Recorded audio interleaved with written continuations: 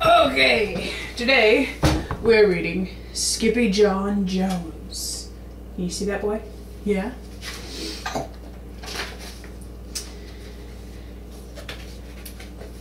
Every morning, Skippyjohn Jones woke up with the birds. And this did not please his mother at all.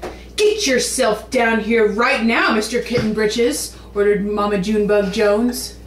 "No self-respecting cat ever slept with a flock of birds," she scolded, "or ate worms, or flew, or did his laundry in Mrs. Doohiggy's bird bath."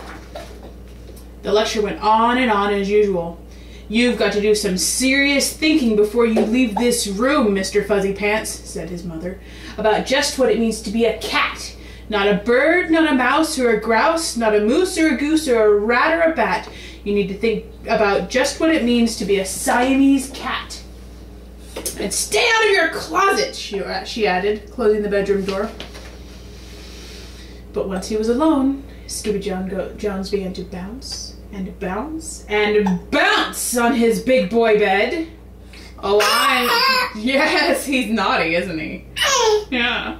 "Oh, I'm Skippyjohn Jones, and I bounce on my bed, and once or 6 times I land on my head."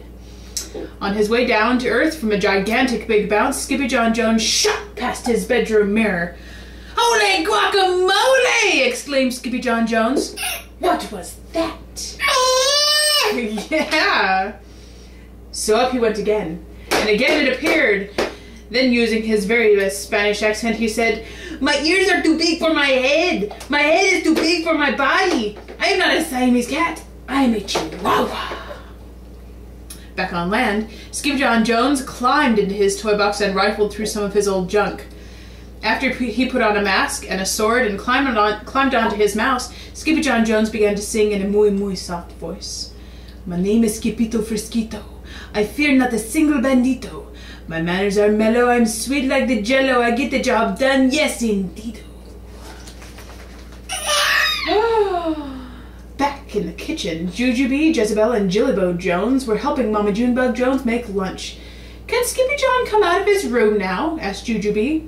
"No," answered Mama Junebug Jones. "Mr. Fluffernutter is still thinking." In fact, Skippyjohn wasn't thinking about being a Siamese cat at all.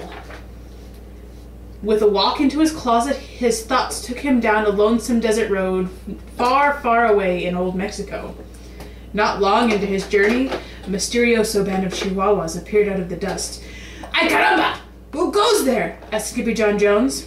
"We go by the name of Los Chimichangoes," growled Don Diego, the biggest of the small ones. "Who are you?" "I am El Skippito, the great sword fighter," said Skippyjohn Jones. When the smallest of the small ones spoke up,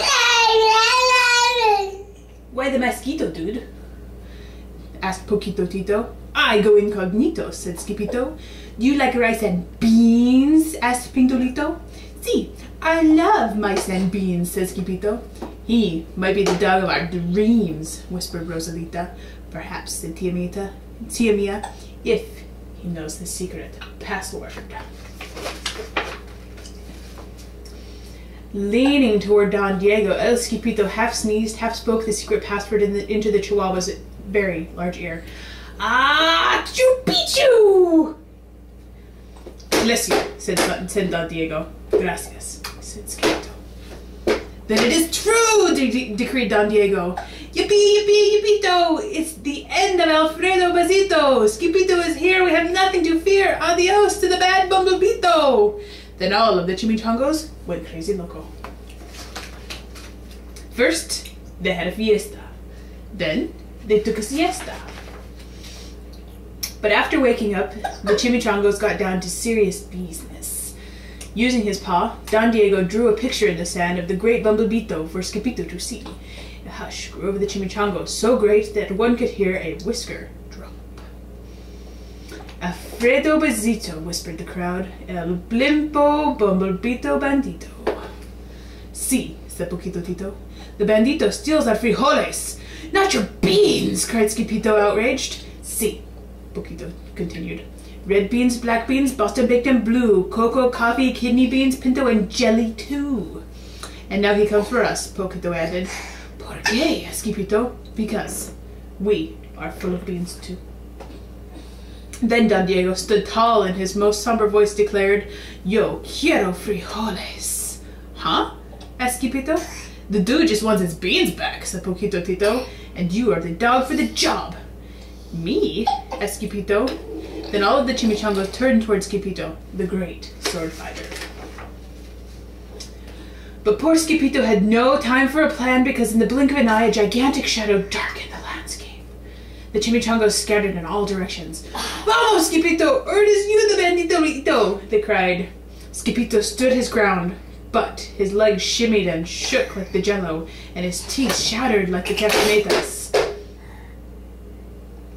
Then, in a muy soft voice, he said, My name is Skippyto Frisquito. I fear not a single bandito. But Alfredo Bezito flew straight for Skippyto until the bean-eating bandito hovered only inches away from the great sword fighter's face. Ole frijoles! Cried Skippyto as he thrust his sword in the air. Suddenly, pop! Went the bandito, landing on Skippyto's sword, and quicker than one could say chihuahuas, cheese, and crackers, every kind of bean came spilling out of Alfredo Bezito, the bumblebeeto bandito. Then all the dogs burst into song. Yip yippee yippito, our hero is El Skippyto. He's the dog of our dreams who delivered our beans, and now we can make our burritos. But back at home, there was such a ruckus coming from Skippyjohn Jones's room that Mama Junebug Jones and the girls just had to find out what was going on. They raced down the hall to the kitty boy's room. Benguito, Crashito, Papito, Skippyto! Just in time to see Skippyjohn Jones's closet explode. Then out flew Candy, beanbag doggies, and the kitty boy with his birthday piñata on his head. Skippyjohn Jones! Everybody cried. Hola, muchachitas, he said in a muy soft voice. Mommy Junebug Jones lifted up Skippyjohn and covered his head with furry, purry kisses. What am I going to do with you, Mr. Cocoa Pugs? She scolded.